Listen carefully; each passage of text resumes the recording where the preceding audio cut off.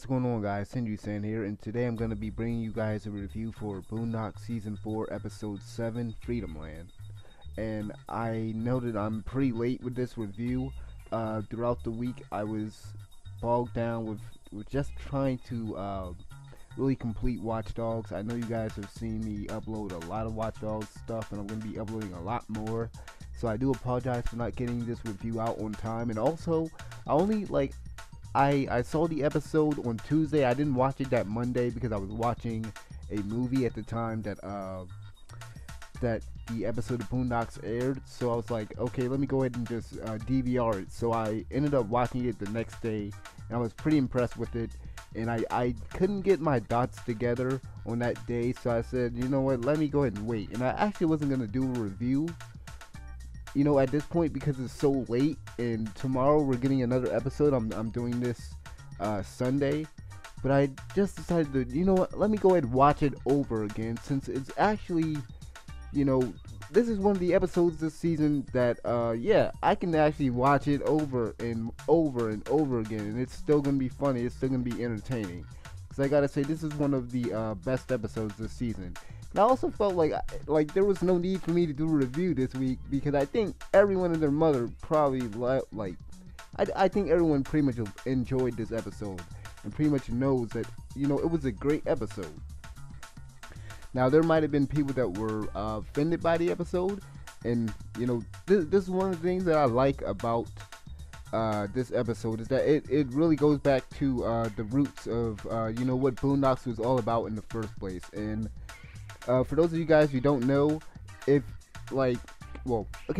if you don't know, the guy Rodney Burns wrote this episode. He was, I guess, like part of Aaron's A team of writers. He was also the one who wrote the episode, I think the episode where it was all in black and white. I can't remember the name of it, but he wrote that episode, and I thought the episode was decent. I don't think that was the best one, but especially not now. You know, this episode, I think, is the best episode this season. I'm already going to tell you already, I would give it a 9 out of 10. You know, there was, like, I guess the only weak parts of this episode was basically Granddad's dialogue. I feel like Granddad is really just been, like, I can't even put it into words, but it just seems like they're screwing Granddad's character up. It's something that really seems off about maybe the voice direction that they're giving John Witherspoon, and maybe the dialogue that they're actually giving him to use. Maybe it's just the fact that this whole season has been crammed with basically Granddad-centric episodes, and the fact that, like, some of the characters throughout the season have not felt the same. But then we have an episode like this where it feels like we're almost back to how it was when Aaron was still running the show. So I gotta say, Granddad was just the weakest point of this episode. I think his character, his dialogue, I think he's the weakest point of this season. But with that said, this episode was great. Had the social commentary. I loved the first half of this episode. Almost had me dying. Like, it felt like classic Boondocks. The dialogue between Huey and Riley and Granddad, where Huey's talking to them about the 1% and how they basically want them to sit around like that and be entertained by garbage television. Now this is something that I wanted. This is something that I wanted Huey to address in the episode with the Kardashians. If you guys go back to my review for that episode, you know, I wanted that freedom fighter Huey back, and I gotta say, I'm impressed and I'm happy that freedom fighter Huey was back in this episode. I mean, they brought him completely out of his that little shell that he's been in ever since the episode with the Barack Obama, the inauguration. You know, when he said that he's basically quitting, he's retiring. But they basically brought him back from that, because, man, he wasn't going for all that slavery stuff. But the first part of this show was pure, the first part of this episode was pure gold. I love the part where and this is what I sometimes be thinking. I know a lot of some, I know a lot of people sometimes be thinking this. You know, the part where in the beginning, where Huey says something along the lines of, you know, that's what they, the 1% want you to do, and then Riley's like, who's they, nigga? I only see you. I'm like, that Trey made me, that Trey had me dying, cause like. That, like, you would think, like, a lot of people would probably be thinking that, like, who's they? Cause people like people like Huey, people like him, like, they're always like that. And Huey, his character has always been about trying to free the oppressed, trying to you know, not just like his character. He's basically always been about not taking just anything, basically. You know, and this whole episode, there's again a lot of social commentary about basically the upper class and the middle class, and how pretty much the middle class is just okay with everything. And it's kind of weird, because this episode really does try to you know, the whole concept behind the episode, Freedomland, and it being about slavery, and the whole fact that, you know, that's our history, that's behind us. But the fact that you know, Huey addresses the fact that you know, the middle class is just sitting there, you know, just being fed this garbage, just being spoon-fed this garbage on television, especially, you know, with the basketball wives and everything.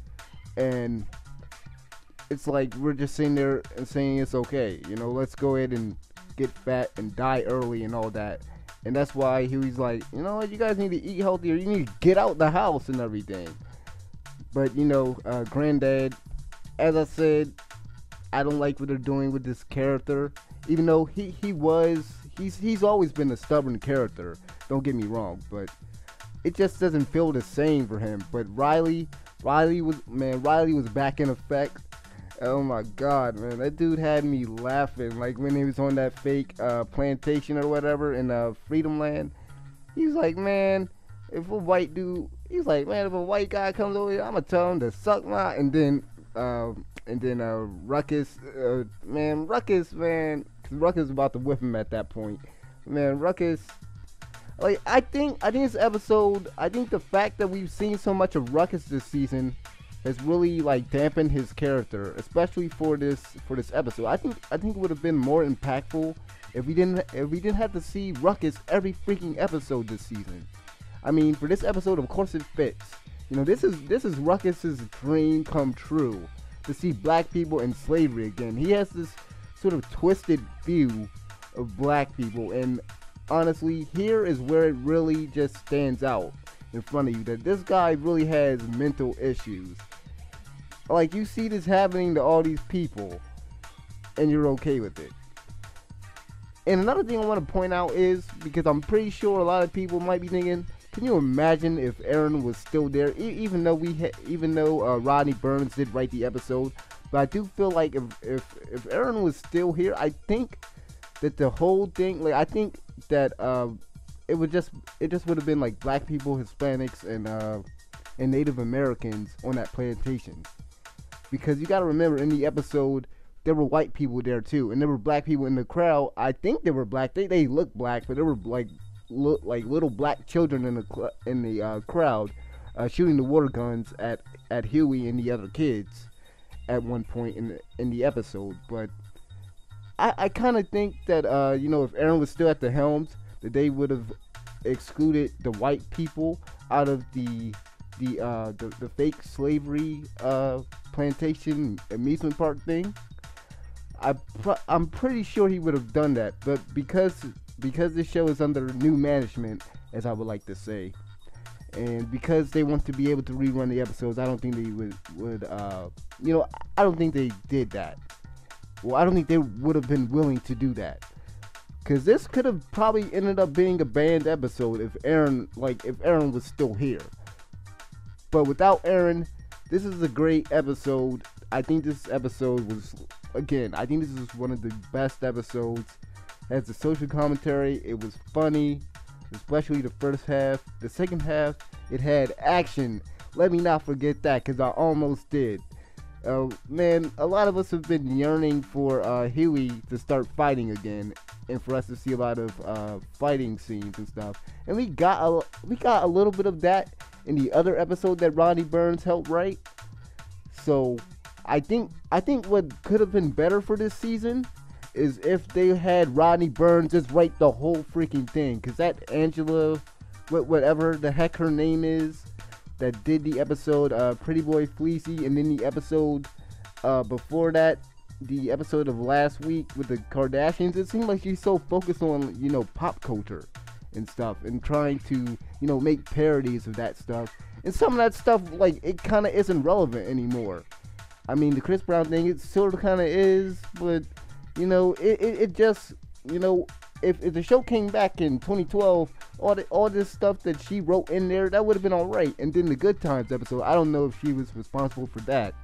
But it's like, yeah, that, you know, it came out of nowhere. Like, it's uninspired. But this episode, again, I gotta say, is great. Voice acting was great, with the exception of, I think Granddad, like I said, I think the direction, like, because you gotta understand that when they're in a recording studio, they are directed, the actors are directed a certain way to say a line or whatnot, for what I've seen from behind the scenes of the Boondocks creating it. So I think there's something that just isn't clicking with Granddad's character, with how John Witherspoon has been hit. And I don't, you know what, I'm not even gonna say that it's him, because I don't think it's him. I think it's the way that they're writing his character, and really just having too much of him and too much of Ruckus this season has pretty much, like, it's made the impact of this episode a little bit, like, it just has made this episode a little bit less impactful than as it would have been. This would have been a 10 for me, but like I said, those minor gripes right there, just too much of Ruckus has made this episode, like, imagine if Ruckus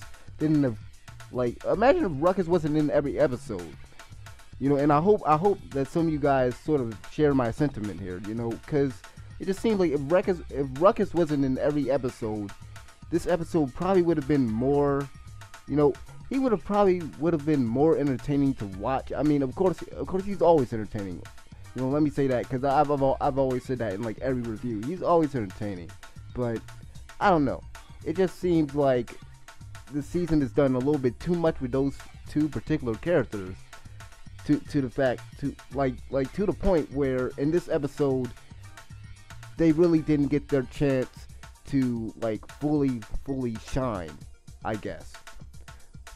But other than that, you know, like I said, great episode, 9 out of 10 for me. I'm hoping that the next week's episode, tomorrow's episode, since this is the next week, as of me recording this right now, but I'm hoping that it's a lot better than the Kardashian episode, because again, I think this episode is written by that Angela person. I don't know her last name, so I'm just gonna call her Angela. But yeah, the next episode is basically a her parody. If you guys know that stupid movie with the guy falls in love with the computer, who's played by Scarlett Johansson, I think that's supposed to be a parody of that. Now, there could be some promise in this episode if there's social commentary, you know, about how basically how we're so absorbed with our electronics and the iPods and the iPads and everything. But we'll see. Let me know what you guys think about Freedomland, even though I know some of you guys pretty much love this episode. But let me know what you guys think. I'll see you guys next time. Like the video, and I'm out. Peace.